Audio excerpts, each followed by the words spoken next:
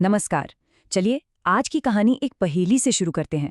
एक ऐसा इंसान जिसके सिर पर सरकार ने इनाम रखा था और जिसे पकड़ने के लिए पूरी की पूरी फौज लगी हुई थी।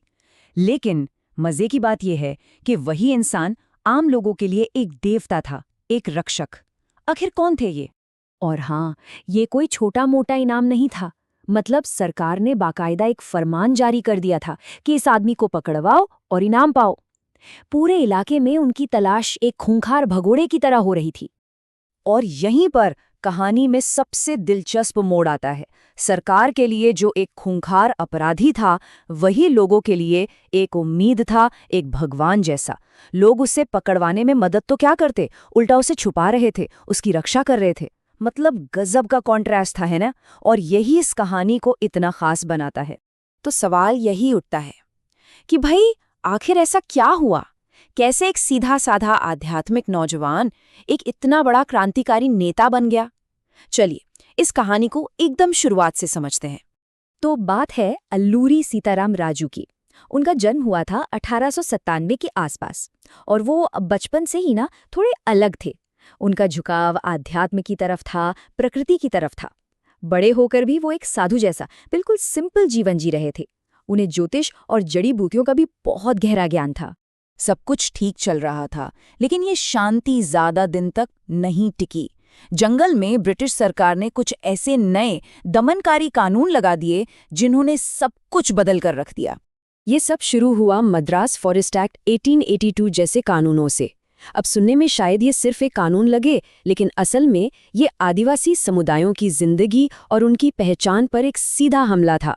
सोचिए, जिस जंगल को वो पीढ़ियों से अपना घर मानते आए थे, अब वहीं पर वो शिकार नहीं कर सकते थे, ना ही ईंधन या घर बनाने के लिए लकड़ी काट सकते थे। एक झटके में उनकी आज़ादी, उनकी रोजी रोटी, सब कुछ छीन लिया गया था। और राजू, जो उन्हीं के बीच रहते थे, उन्होंने लोगों के इस दर्द को बहुत करीब से देखा, उसे महसूस किया। वो उनकी तकलीफों को समझते थे और बस यहीं से वो रिश्ता बना। एक ऐसा अटूट भरोसा कायम हुआ जो किसी भी आंदोलन की असली ताकत बनता है, क्योंकि असली ताकत हथियारों में नहीं, भरोसे में होती है। और बस इसी भरोसे के दम पर अब तक जो अन्याय चुपचाप सहा जा रहा था ना, वो एक खुली बगावत में बदलने को तैयार था। अब वक्त था जंगल में सीधी टक्कर का। साल था 1922, जब विद्रोह की आग, आप कह सकते हैं, आधिकारिक तौर पर भड़क उठी। ये एक टर्निंग पॉइंट था। उनकी रणनीति कमाल की थी और बहुत असरदार भी। वो क्या करते थे, पुलिस थानों पर अचानक धावा बोलते, उनके हथियार, गोला बारूद सब छीन लेते और फिर उन्हीं के हथियारों से ब्रिटिश सेना पर पलटवार करते। और सबसे बड़ी बात, हमला करने के बाद वो उन घने जंगलों में ऐसे गायब हो जाते थे मानो कभी थे ही नहीं। कमाल की गिरिला टैक्टिक्स थी।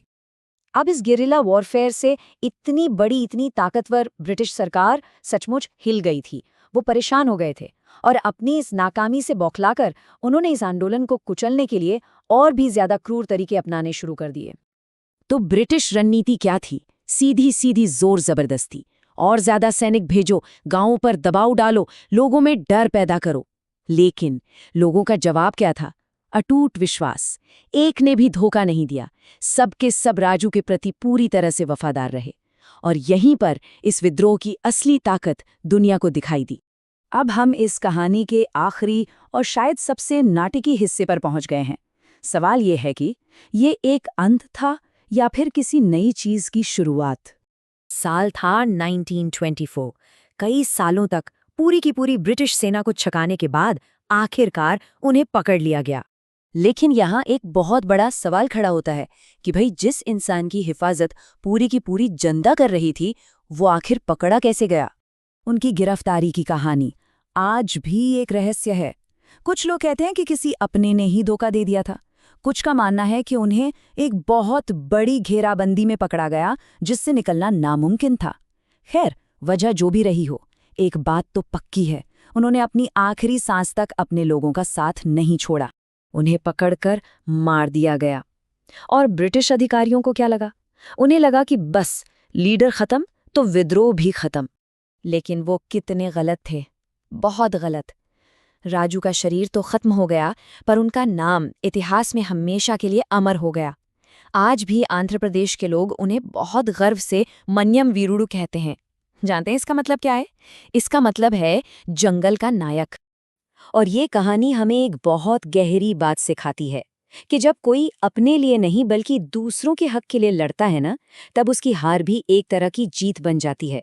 उनकी विरासत आज भी जिंदा है और ये हमें याद दिलाती है कि भारत की आज़ादी का संघर्ष सिर्फ बड़े-बड़े शहरों तक ही सीमित नहीं था, बल्कि देश के कोने-कोने में, इन जंगलों और पहाड़ों में भी पूरी शिद्दत से लड़ा गया था। और इस लड़ाई की असली ताकत किसी सेना में नहीं, बल्कि लोगों के विश्वास में थी।